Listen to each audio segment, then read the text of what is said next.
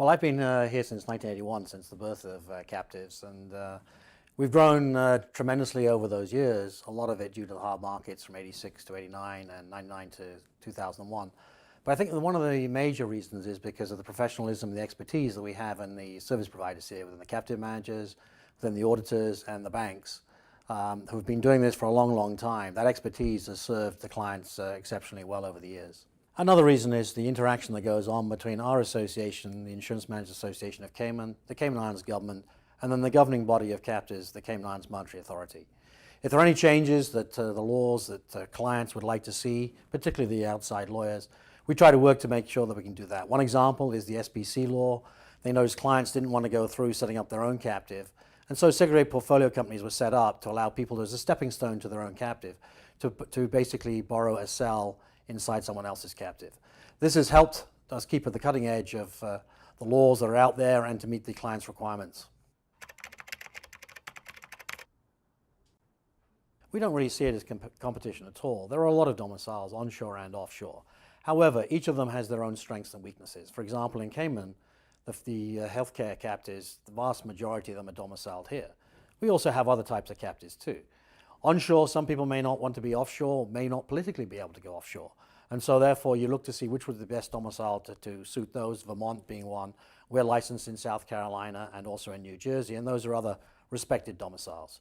So you're really looking to see what they're looking for, tax elections, whether they want to take a tax election being offshore or just be remaining onshore, and then you work out where to go from there.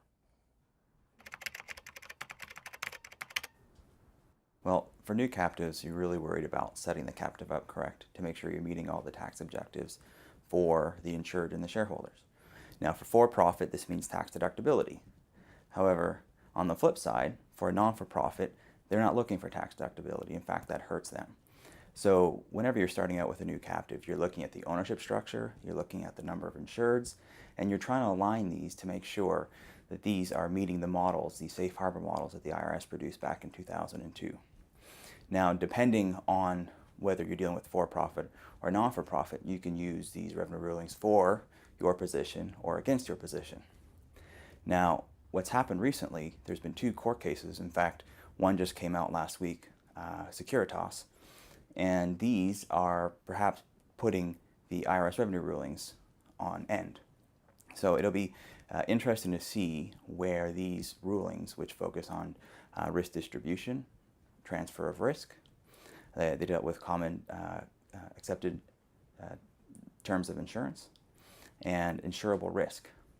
Now, it's interesting that these decisions relied on the actuarial's determination of what risk distribution is, that being that you're dealing with large losses, the law of large numbers. You're dealing with individually identified insurable risks, as opposed to the number of insureds and the number of policyholders that you'll find in the revenue rulings. So when you're dealing with a new captive setup, you're really focusing on what is the captive's needs for tax purposes? Are we looking for tax deductions or are we not? And make sure you model your captive in the right way. Well, for existing captives, you've already set up the captive in the right way. But where you commonly see captives fall down is the compliance. There needs to be a lot of coordination and consultation between your tax advisor, your management company, and the directors so they understand what's going on. You want to make sure all your elections are done timely. You don't want to miss an election and have to accept and go through the costly process of 9100 relief. That's just too costly. You want to make sure all the returns are done and filed timely. And most importantly, perhaps for those making an onshore 953D election, you want to make sure you have your U.S. assets in place. Now that's becomes more and more stringent when you're dealing with fronted policies or fronted captives or captives that have all their assets tied up in, say, a 114 trust or other assets which are pledged to other creditors. And because this ties up those assets, they're not free and clear to be used to meet the 953D U.S. asset test. But where we really see issues with captives deals with your investments. We find overzealous investment managers putting them into foreign funds and tripling the tax compliance requirements for these foreign funds, or we see them put them in U.S. partnerships. And we'll have an offshore captive all of a sudden now have to file a U.S. tax return because it's a partner in a U.S. partnership. There's also dealing with withholding taxes on interest and dividends, which some are applicable and some are not. So you have to be on the forefront of all your withholding certificates. These are W8s, W9s. You need to make sure you have all your FACA withholdings. So really, when a captive is up and running, there's still a lot of issues that they can run into in terms of their compliance. And I see a lot of it regarding their investments. I would say the healthcare industry is a changing landscape, mainly due to the effects of the Affordable Care Act in the U.S. as well as financial issues caused by the economy.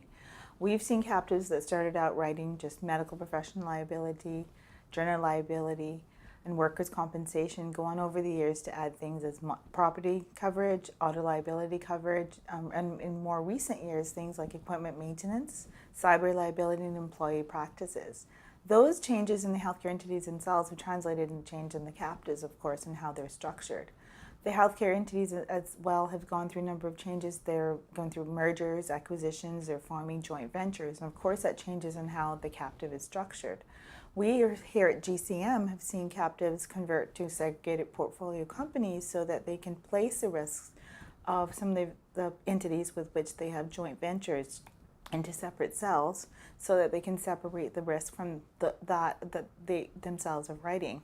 We've also had captives merge because of the merger of their healthcare parent. So I would say that the captive landscape is just continually evolving. Well, Cayman formed its first healthcare captive in 1976. And with a wealth of knowledge and experience, I think we are the domicile of choice when it comes to healthcare captive. We've seen so many different structures. We've seen changes in the industry itself, changes in the structures. I think just our experience, we understand the risks, we understand the various aspects of a healthcare captive. And I think in some ways we understand more than other domiciles do, as well as the regulators, the service providers do. And when you have all of those bits come together, I think that's why we've been so successful, because we really understand the business. We're seeing significant growth in the group captive space. A lot of people have recovered since the 2008 downturn, so we're seeing increased growth from existing membership as well as increased members joining the captives. It seems with premium rates starting to increase, having a steady premium base is appealing to a lot of people in the market again.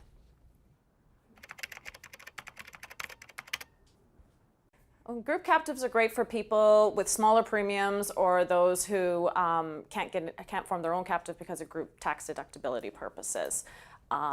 Essentially, group captives that we manage, we have workers' comp, auto liability, general liability within them, and pretty much anyone can join. We have construction, petroleum manufacturers, retail, it runs the gamut. In terms of the expense ratio, we see between 35 to 45% on that. So members that join the group captives typically will have their loss funds, whatever the premium is, to support their expected loss funding there, plus the expense ratio. Currently, we're seeing some of the brokers look to actually reduce the retention value to tap into the lower premium markets that would not otherwise be considered for the group captives that we currently manage. So people are looking into the $100,000 to $200,000 retention levels.